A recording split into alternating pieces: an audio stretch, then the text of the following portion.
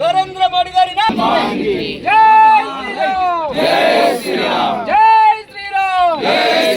రామ లక్ష్మణ జానకి జై శ్రీరామ్ జై శ్రీరామ్. ఈ మొట్టమొదటి కార్యక్రమాన్ని సిరిసిల్ల పట్టణం అంటేనే నేత కార్మికుల నిలయం. ఈ కార్మిక క్షేత్రంలో కార్మిక వాడైనటువంటి సుందరయ్య నగర్ను ఎంచుకొని ఇందులో భాగంగా ఇప్పుడు నూతనంగా కార్యదర్శిగా నియమితులయ్యారు. వారి ఆధ్వర్యంలో ఈ కార్యక్రమం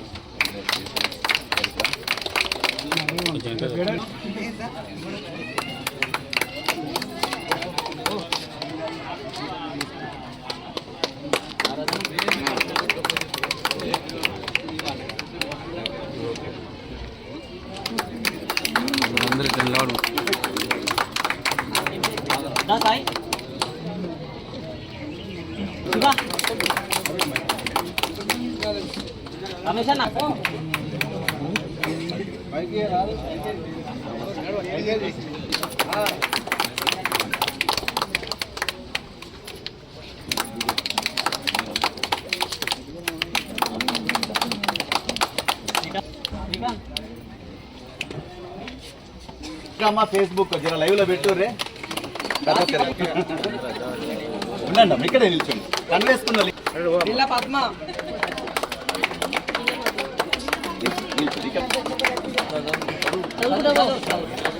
నాగమణి భారతి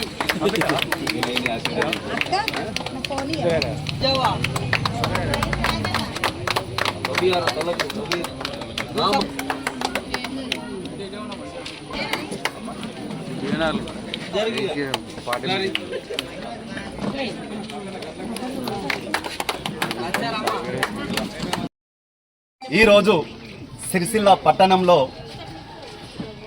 కార్మిక క్షేత్రమైనటువంటి సిరిసిల్లలో భారతీయ ప్రస్థానం మొదలైంది.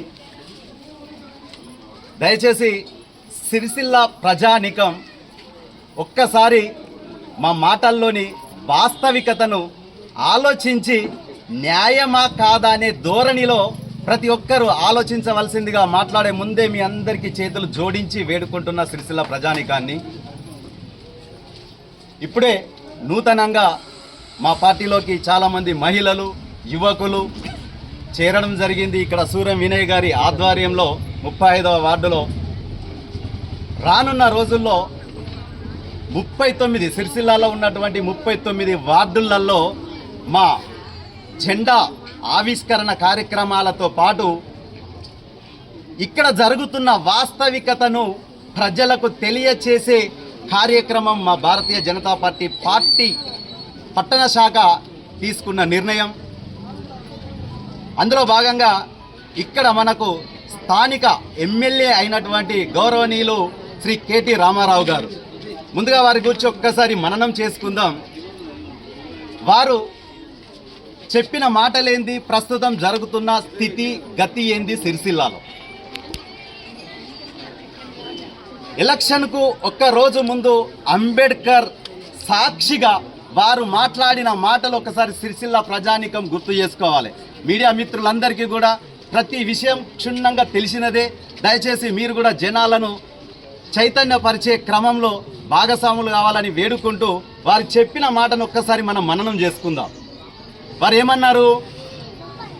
ఈ టర్ములో వారానికి 2 రోజులు సిరిసిల్లాలో స్టే చేసి సాధారణ ప్రజానికానికి అందుబాటులో ఉంటాను అని చెప్పేసి అంబేద్కర్ సాక్షిగా సిరిసిల్ల ప్రజలకు మాటిచ్చారు. 18 నెలలు గడిచిపోయినవి. ఈ 18 నెలల్లో ఎన్ని వారాలు ఎన్ని రోజులు సిరిసిల్ల ప్రజానికానికి అందుబాటులో ఉన్నారు వారు?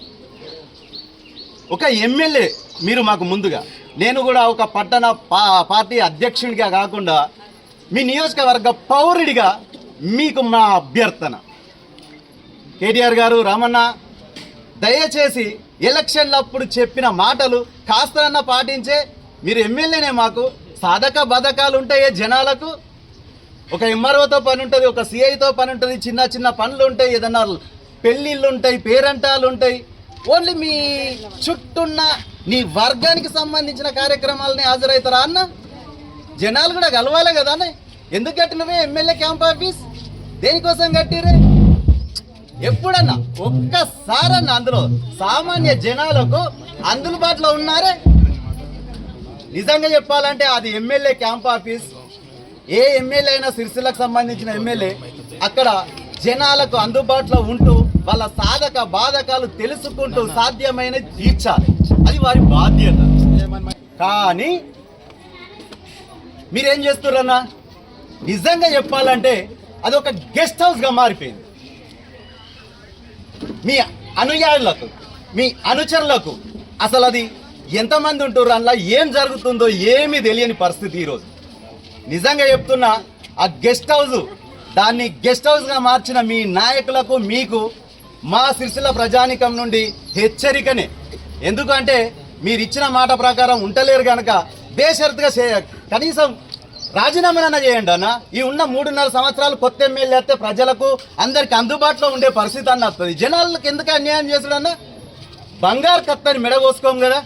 వారు ఎంత పెద్ద నాయకులైనా సరే జనాలకు అందుబాటులో లేకుండా, జనాల సమస్యలు తెలుసుకోకుండా ఇక్కడ స్థానిక శాసనసభ్యుడిగా ఉండడం ఎంతవరకు న్యాయం అనేది జనాలు కూడా కొంచెం ఆలోచించండి. వారు చెప్పింది ఏంది, ఇప్పుడు జరుగుతుంది ఏంది? ఇంకో మాట, రానున్నాయి స్థానిక ఎలక్షన్లు. మీరు చాలా వేదికల మీద, ఎన్నో టీవీలలో, ఇక్కడ ఉన్న మీడియా మిత్రులందరికీ కూడా తెలిసిన విషయమే, ప్రపంచవ్యాప్తంగా కూడా మీరు బాగా వైరల్ చేసుకొని ప్రచారం చేసుకున్న అంశం ఒకటి ఉంది. అదేంటంటే, నేను సిరిసిల్లలో ఇన్ని పర్యాయాలు నా సేవను చూసి, నా పని తీరును చూసి నాకు ఓట్లేస్తున్నారు, నేను మందు వంచలేను, పైసలు వంచలేనని ఓపెన్గా మాట్లాడిన మాట నేను కొత్తగా చెప్తలేను. అది మీ మాటనే. నిజంగా మీకు చిత్తశుద్ధి ఉంటే, మీరు చేసిన అభివృద్ధిని చూసే మీకు ఇన్ని రోజులు, ఇన్ని సంవత్సరాలు మీకు ఓట్లేసిర్రు అనేది నిజమైతే, ఈ రానున్న ఎక్కడ వద్దు, నియోజకవర్గం అంతా కూడా వద్దు, రాష్ట్రం అంతా కాదు, ఓన్లీ మా సిరిసిల్ల పట్టణానికి మీరు చేసిన అభివృద్ధిని చూసి ఓట్లేస్తారు అనే నమ్మకం మీకుంటే, ఆ మాట మీద మీరు నిల్చోగలిగితే, మీ నాయకులు కానీ నిల్చోగలిగితే, ఇక్కడ ఉన్న శివాలయం ఉన్నారు, మనకు పెద్ద టెంపుల్ అయిన లక్ష్మీ వెంకటేశ్వర స్వామి టెంపుల్ ఉంది, ఇంకా సిరిసిల్లలో ఏ గుడి అంటే ఆ గుడి. ఈ రానున్న మున్సిపల్ ఎలక్షన్లలో మేము మందు వంచం, పైసలు వంచం, మేము అభివృద్ధి చేసినాం అని చెప్పుకుంటారు కదా. ఈ అభివృద్ధిని చూసే జనాలు ఓట్లెత్తారనే ఓపెన్ సవాలుకి మీరు రాగలుగుతారా అన్న? మేము కూడా వస్తామే. భారతీయ జనతా పార్టీ తరఫున ధర్మం కోసం, న్యాయం కోసం మేము పోరాడే పార్టీ మాది. కేంద్రంలో నరేంద్ర మోడీ గారిని ఆదర్శంగా తీసుకొని 11 సంవత్సరాల వారి పరిపాలనలో మెత్తు కూడా ఎక్కడ కూడా ఒక చిన్న స్కామ్ లేదు. అలాంటి వారే మాకు ఆదర్శం. వారి కనసల్లనే మా జీవితం, వారి వెంటే మా ప్రయాణం, వారే మాకు ఆదర్శం. సిరిసిల్లలో ఓపెన్ ఛాలెంజ్ దీనికి. మీరు అభివృద్ధి చేసిన ఈ 10 సంవత్సరాలు అధికారంలో ఉండని నిజమైతే రానున్న ఎలక్షన్లలో మందు డబ్బు లేకుండా పోటీ కోదం సిద్ధమా అన్న? రమణ, మా ప్రజల తరపున, సిరిసిల్ల పట్టణ ప్రజల తరపున చిన్న వేడుకోవాలన్నా. ఎంత దోపిడీ జరిగిందే ఇక్కడ అన్న. మస్తు అభివృద్ధి చేసిన అని చెప్తారు. అమ్మ, ఒక చిన్న విషయం గమనించాలా మనం. ఈ చేతితోనే బిర్యానీ లాక్కెళ్ళారు సిరిసిల్ల నుండి. బిర్యానీ అంటే తెలుసు కదా, మన కొన్ని వందల సంవత్సరాల నుండి మన సిరిసిల్లకు వచ్చినటువంటి ఖనిజ సంపద, సహజ సంపద ఏంటి ఈరోజు గమనించండి. సిరిసిల్లకు కేటీఆర్ గారు రానప్పుడు ఒక ఇసుక ట్రాక్టర్ ఖరీదు ఎంత, సామాన్య జనాలు ఇల్లు కట్టుకోవాలంటే ప్రస్తుతం ఎంత ఉంది ఒకసారి గమనించండి అన్న. అప్పుడు 200 ఉండే, ఈరోజు 2000 నుండి 4000 దాకా అవుతుంది, 5000 అవుతుంది ఓపెన్ మార్కెట్లో. దీని ఎంతటికి కారణం ఏమలే మీరు కాదా, మీ పరిపాలన కాదా అన్న? ఏమన్నా దోసుకపోయినావా అన్న సిరిసిల్ల వనరును? మనందరికీ తెలుసు, ఒకప్పుడు వారి పరిపాలనలో హైదరాబాద్ నుండి సిరిసిల్ల వరకు వస్తే అడుక్కొక్క ట్రక్కు లారీ సిరిసిల్ల సంపద అంతా పోయింది. ఇప్పుడు అంతా పరిగి ఉంది, దానికి కాపలా కాసుకుంటా వారానికి ఒక్క రోజు కూడా ఇయ్యలేని పరిస్థితి. దీని కారకులు మీరు కారా అన్న? ఎంత ఘోరం అన్న. సిరిసిల్లలో 2 పెద్ద పండుగలు జరుగుతాయి, ఒకటి బతుకమ్మ జరుగుద్ది, 2 గంగమ్మ జాతర జరుగుద్ది. నిజంగా మనస్ఫూర్తిగా మీ మనస్సాక్షికి ఒక్కసారి గుండెల మీద చేతేసుకొని చెప్పండి అన్న, అక్కడ ఏందే పరిస్థితి? బతుకమ్మ తర్వాత గంగమ్మ గుడి మధ్యలో జనాలు సేదతీరే కార్యక్రమం, బతుకమ్మ కార్యక్రమం వస్తే 1000 మంది అడిగి పోతారు. ఆడపడుచులందరూ గంగమ్మ జాతర వస్తే కూడా 1000 మంది పోతారు అక్కడికి. అక్కడ ఇసుక లేకుండా చేసారు కాదే. గంగపుత్ర సంఘముల్లో అయితే 4-5 సార్లు అధికారులకు మొరబెట్టుకున్నారు, అయ్యా ఇక్కడ గుడి ప్రాంతంలో కూడా ఇసుక తీయకుర్రయ్యా, జనాలు వస్తూ పోతుంటారు, ఇది ఒక మంచి ఆహ్లాదకరమైన ప్రదేశం అని. మీరే అన్నారు కదన్న, ఆహ్లాదకర ప్రదేశాన్ని మంచిగా నిర్మిస్తున్నా బతుకమ్మ ఘాట్మని, దాని పక్క పుంటే ఇసుకంతా తోడుకపోయారు కదా. ఇదా అన్న మీ పాలన? ఇదా అన్న మీ అభివృద్ధి? ఒక్కటన్న మా సహజ వనరు ఎత్తుకపోయాను. ఆ ఎత్తుకపోయిన దానిలో జస్ట్ ఒక 10%, ఒక 10% సిరిసిల్లాలో ఖర్చు పెడితే under ground drainage, under ground electricity, ఇంటికి నేత కార్మికులు సిరిసిల్ల అంటేనే ఇక్కడంతా ఉండేది బీసీ బిడ్డలే. ఈ నేత కార్మికులకు ఇంటికో 4 జోడీలు వచ్చన్న ఆ పైసలతోని ఎటు తీసుకపోయినవే అన్న? ఎందుకే ఇంత ఆరాటం? కపట ప్రేమ కాదా అన్న?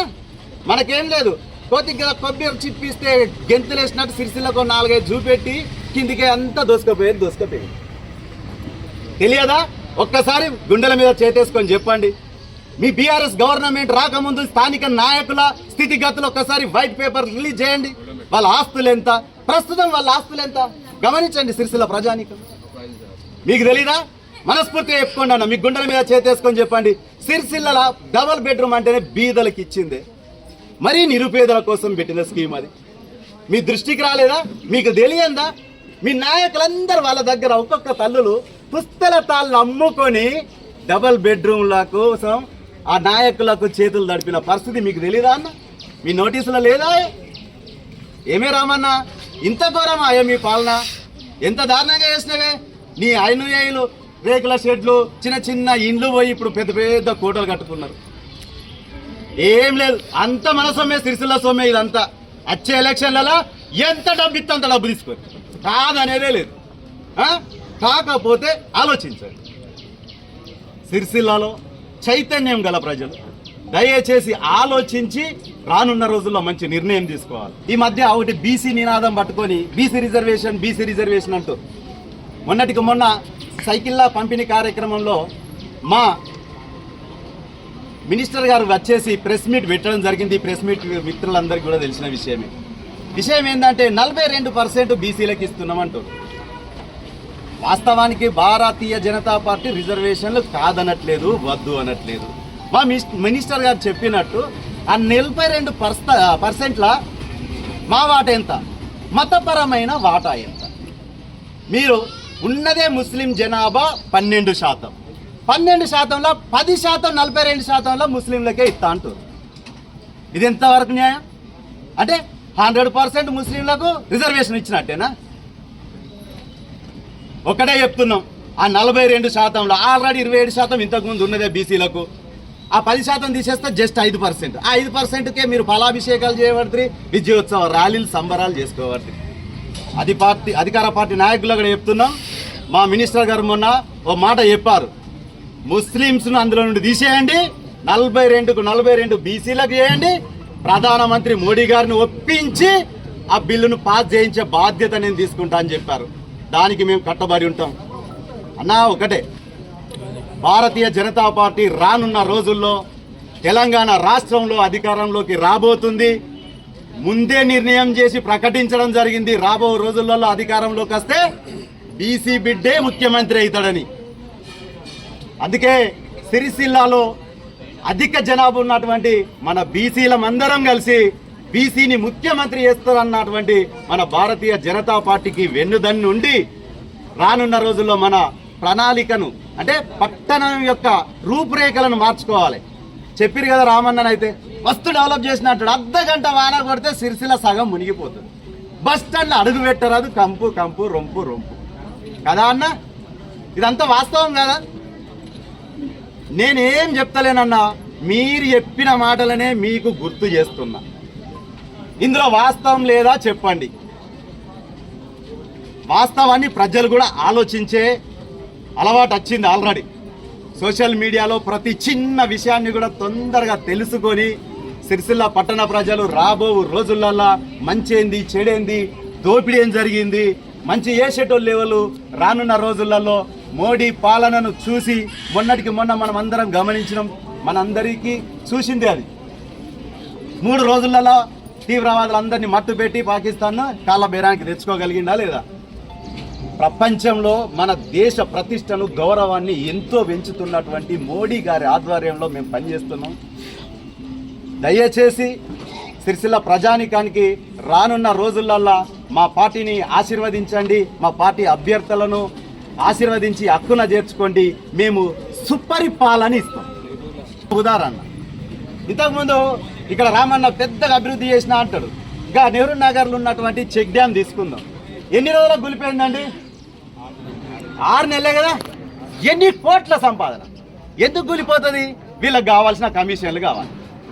కాంట్రాక్టర్ల దగ్గరికే కమిషన్, అధికారుల దగ్గర ఈ కమిషన్ల చేయబట్టి నాణ్యత లేని కట్టడాలు కట్టిర్రు, 6 నెలల్లో కూలిపోయింది. అదే భారతీయ జనతా పార్టీలో ఇలా ఉండదు. భారతీయ జనతా పార్టీలో ఇలా ఉండదు. న్యాయబద్ధంగా కట్టడాలు ఉంటాయి. దేంట్లో అయినా కానీ, ఏ విషయంలో అయినా కానీ 1% కూడా అన్యాయం లేకుండా మంచి